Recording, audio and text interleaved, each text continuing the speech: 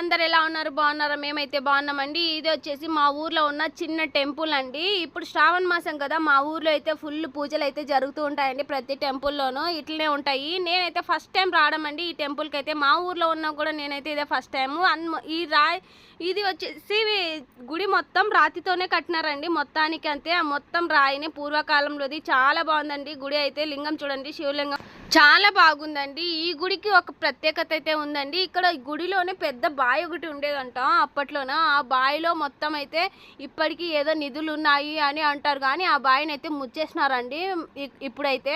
అయినా కూడా లోపల అన్ని పాములు, ఇవేవో చేపలు అవి ఉంటాయనేసి బయట టెంపుల్ బయట అయితే వేసేసినారండి. పెద్దగా బొమ్మలు అయితే వేసినారు. ఇదండి మొత్తానికి అయితే మా గుడి ఎట్టుందో మీరు కూడా కామెంట్ చేయండి కామెంట్ సెక్షన్లో. ఇది మొత్తం చూడండి, స్తంభాలు అవి ఇవి మొత్తం రాయితోనే కట్టించినారు. సర్లేండి, ఉంటాను, బాయ్.